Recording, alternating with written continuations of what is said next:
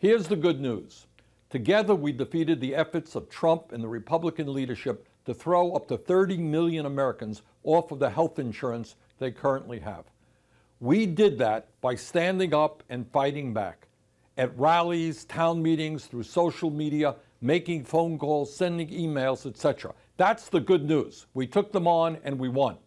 The bad news is that Trump and his Republican colleagues are back again.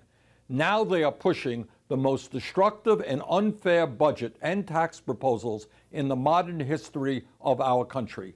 A budget that would do incalculable harm to tens of millions of working families, to our children, to the sick, to the elderly, and to the poor. This budget is the Robin Hood principle in reverse. It takes from those in need and gives to those who are already living in incredible opulence. Donald Trump and Republicans in Congress claim that their tax plan would benefit the middle class.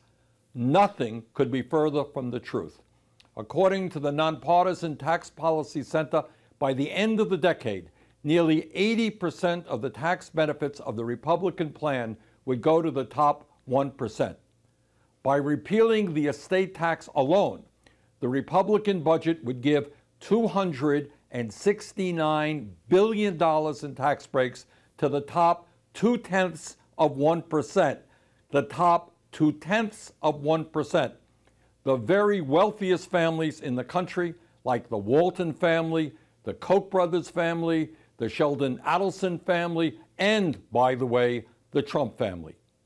Meanwhile, while their budget provides $1.9 trillion in tax breaks to the top 1%, they make massive cuts in healthcare, education, nutrition, housing, and environmental protection.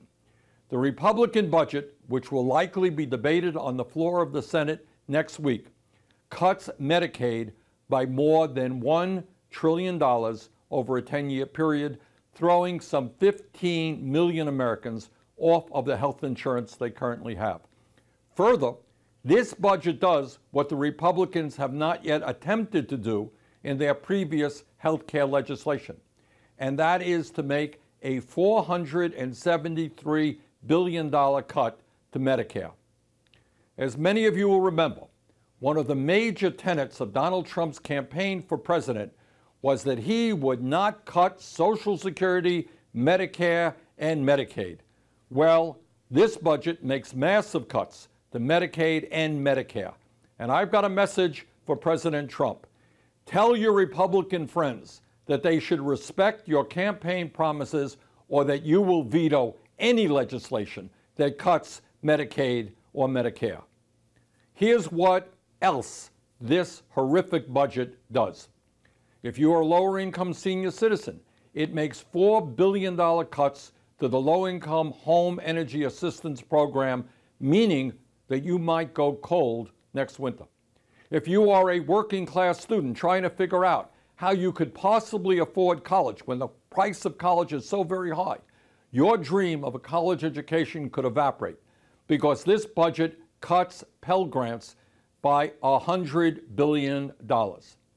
If you are a low-income pregnant woman, please know that the Republican budget would make about $6.5 billion in cuts to the Women, Infants, and Children program, eliminating nutrition assistance to over 1 million pregnant women, new moms, babies, and toddlers all across this country. Can you imagine, at a time when we have the highest rate, one of the highest rates of infant mortality in the industrialized world, that these guys want to cut an important program for low-income pregnant women?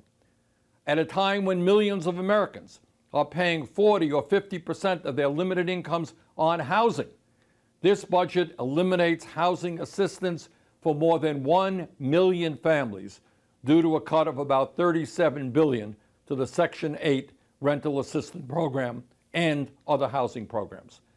At a time when the cost of child care has skyrocketed in recent years, this Republican budget eliminates Head Start services for 25,000 kids each and every year by cutting this program by some $3 billion.